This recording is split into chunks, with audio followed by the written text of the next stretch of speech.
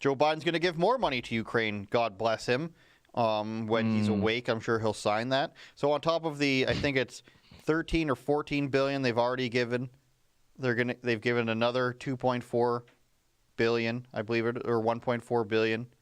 And now they're giving $750 million in military aid, of course, which means weapons. And it's some howitzer artillery. You're probably saying, Andrew, aren't howitzers from World War II? Well, now they have tracks on them so they can move them better. It's not great. It's not what America has. It's not what China has. Probably not what the UK has. There's that artillery that can shoot and automatically move before it's around even land, so you don't know where it's coming from. They're not getting that in Ukraine. But it's sort of just like Ukraine's clearly like not going to win like this. Like they're destroying a lot of Russian stuff, don't get me wrong, but like there's no real end to this war, and it's like we need to pump more money into there so that we can keep this war going, even though nobody's really talking about this anymore. Lewis, there was and we're going heavy on the Toronto Sun here today, but if you want to bring up this Hill article, just for sourcing purposes and show you that it's talking about howitzer missiles, howitzer artillery. Not that anyone at the Hill probably knows what they're talking about, but it's not clear precisely when Biden plans to announce the new assistance. The president has nothing on his public schedule on Wednesday. Maybe a nappy as well, just like that prisoner. First report by Reuters comes as Ukrainian officials are pleading for more military help to fend off a barrage of Russian attacks. And then, if we switch right over to the Toronto Sun producer, Olivia, we can see who exactly we're helping. And it's Lewis, I won't even say that, the Azov Battalion. I was going to say that, I was going to relate you to this. I won't do that on camera. It's not fair. Only in my letters to you at night. Letters to Lewis by Andrew says. Canada failed when it trained Ukrainian troops linked to the far right, says Nazi hunter. I don't know what a Nazi hunter is, but I'll go one step further because they stole this from the Ottawa Citizen. It's not even their own article. They didn't just train people linked to the far right. They trained actual neo-Nazi battalions who, of course, as we know at this point, are part of Ukraine's National Guard. They've been part of the military since 2014 when they had their new prime minister, lovely Vladimir Zelensky, put in office, elected by all the loving people. And Canada trained them. They bragged about it, the Azov Battalion. And still some of the footage, as we've seen, as you've posted, Lewis, comes from Azov. And so it's like they pretended like it didn't exist, and they sort of had to admit it because they're the ones who fight the most ferociously on the front lines. And that's why they got so much footage of it. And then they've sort of had to admit that, yeah, they're there. And then the BBC ran a video saying, there are neo-Nazis in the British National, the Ukrainian National Guard, the Ukrainian battalions there. But it's only a couple thousand of them. It's not that many, Lewis. Yeah. They've stamped out most of the bad people. They're only in different political positions now. The guy who started it, he's just in a different political, he changed his political party's name. The general or the commander that was kicked out because he said that they looted places. It's not like he changed his ideology. So none of them are really there, Lewis.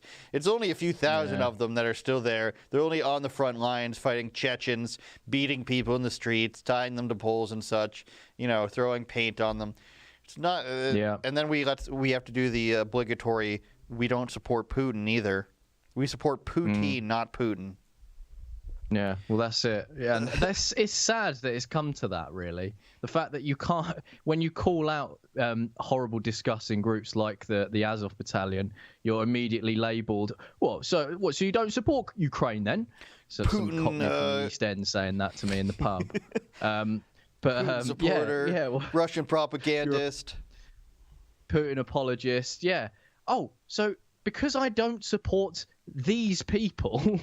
automatically means dudes. That only them. And I think there was a spread recently as well saying that it was like, this guy's only a suspected Nazi, and he had full-blown Nazi tattoos all over his back, all over his front, with swastikas, the lot. I mean, he was kitted out Nazi like memorabilia all over him. But that, he was only a suspect. Only suspected. It's only 900 people, Lewis. Imagine you are part of association, and this goes back to one of their politicians who was the founder of the neo-Nazi group, and he changed the name and weeded out all the neo-Nazi sympathizers.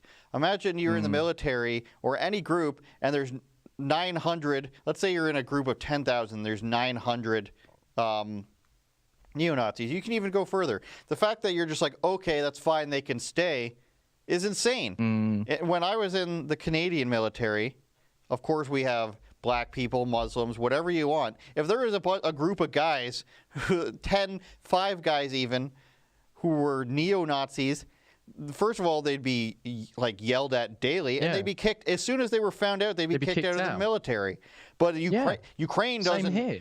Ukraine can't do that. They need the soldiers. So let's use the neo-Nazis while we can. Imagine it was just like the war in Afghanistan, which both of our countries were involved in, and it's just like, yeah, we've sided with the Taliban on this one, but just for a while. And having said that does happen. Like the United States military, like we know what Obama and Hillary did.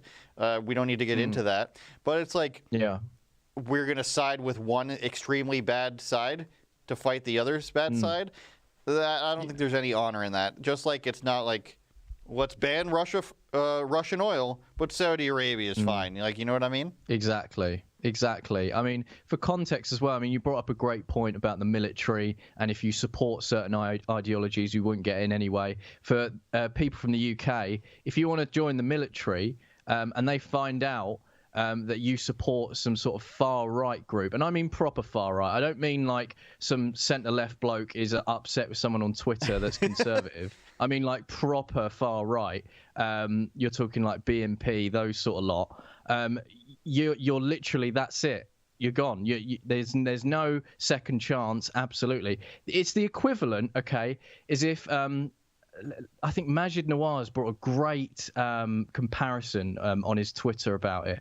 He said it's like as if ISIS had joined the Syrian army or something like that, and they fought alongside each other or something like that. Oh, hey guys, thanks for watching. That's a clip from our Rebel News daily live stream where we talk about the news of the day in an unscripted and interactive way.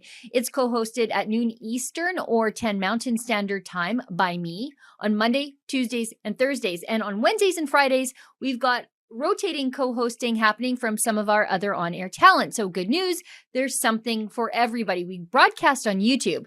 But if you want the full uncensored version, you're going to have to find us on Rumble, Super U, and Odyssey, and be sure to sign up for our rebelnews.com emails so that you never miss us when we go live.